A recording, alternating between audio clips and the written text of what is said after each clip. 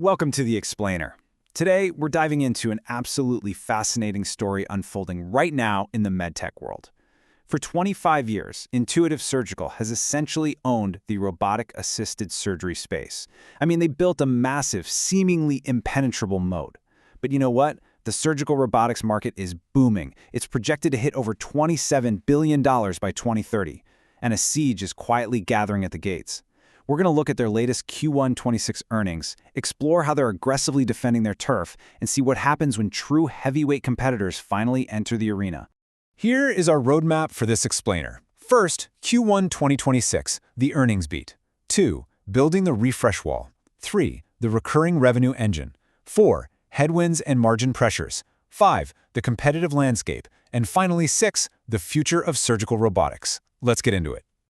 All right, Section 1, Q1 2026, the earnings beat. Boom! $2.77 billion. That is the staggering revenue Intuitive reported for the first quarter of 2026. They didn't just meet expectations here, they absolutely crushed Wall Street's estimates. It's a powerful indicator that global demand for minimally invasive robot-assisted care isn't just steady, it's actually accelerating. And that $2.77 billion? It translates to a massive 23% year-over-year revenue growth. But here's the real kicker. This isn't just from jacking up prices, it's driven by actual boots-on-the-ground utilization.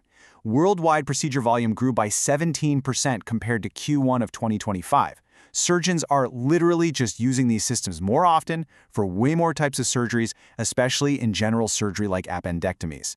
To cap off this dominant beat, Intuitive delivered a non-GAAP earnings per share of $2.50, with GAAP net income coming in at $822 million.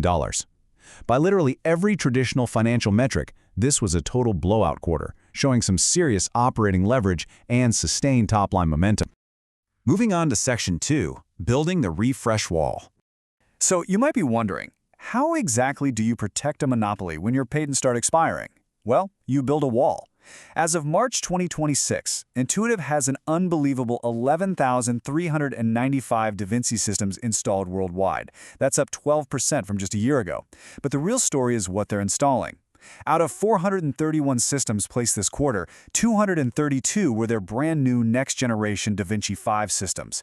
Analysts are calling this a structural platform refresh wall.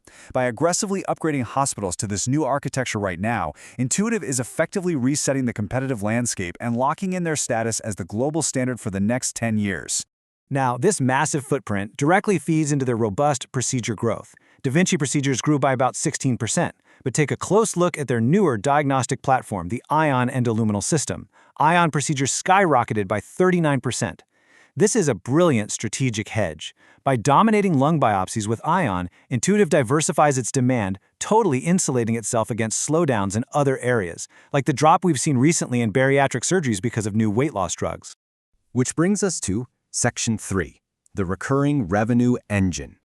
It's easy to assume a robotics company makes all its cash just selling robots. And sure, look at the systems line for Q1 2026. $650.7 million is nothing to sneeze at. But look at the top line. Instruments and accessories, almost $1.7 billion. This is the classic razor and blades model playing out flawlessly in healthcare.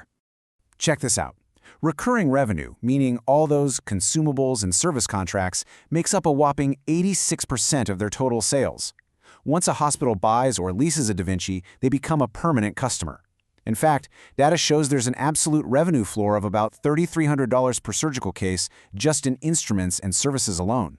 Even if Intuitive completely stopped selling new systems tomorrow, they would still print money every single time a surgeon powers on an existing machine. All right, shifting gears to Section 4, headwinds and margin pressures. So we really have to ask ourselves, is this financial momentum just totally untouchable as we head into the back half of 2026? Actually, despite the incredible revenue beat, Intuitive stock saw some real volatility right after earnings. Why? Because of what management flagged for the future. If we look directly at the risk factors from their official earnings release, management was surprisingly clear about tempering expectations around margins. The execution risk for the rest of the year is significant, and they wanted investors to be acutely aware of some impending structural challenges. Specifically, they warned of gross margin headwinds hitting in the second half of the year, We're talking tariffs and trade barriers, rising oil prices, and elevated costs for memory chips. Plus, there's the short-term gross margin squeeze that comes just from ramping up production of the new Da Vinci 5.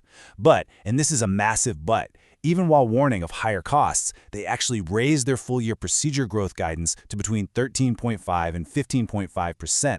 So the demand remains incredibly hot. It's just getting a little more expensive for Intuitive to fulfill it.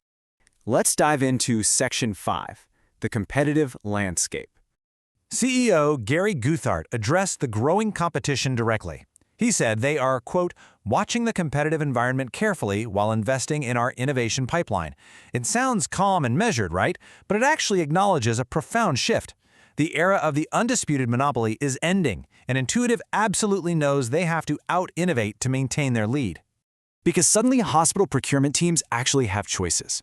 First up, you have Medtronic's Hugo, bringing modular flexibility backed by one of the largest medtech service networks on Earth. Then you have CMR's Versius Plus, which offers a low-footprint model that is absolutely perfect for smaller facilities that just can't justify a massive dedicated robotic OR. And finally, you have Johnson & Johnson's Ottava, bringing their legendary Ethicon surgical instruments into a unified robotic architecture. Now look, none of these are going to fully replace Da Vinci in 2026, but they are providing distinct, competitive alternatives for specific hospital needs that Intuitive used to win completely by default. Finally, Section 6, the future of surgical robotics. So, to fight off these new challengers, Intuitive is expanding its moat way beyond just simple hardware. The new Da Vinci 5 introduces force sensing technology, literally giving surgeons simulated haptic feedback so they can actually feel tissue resistance.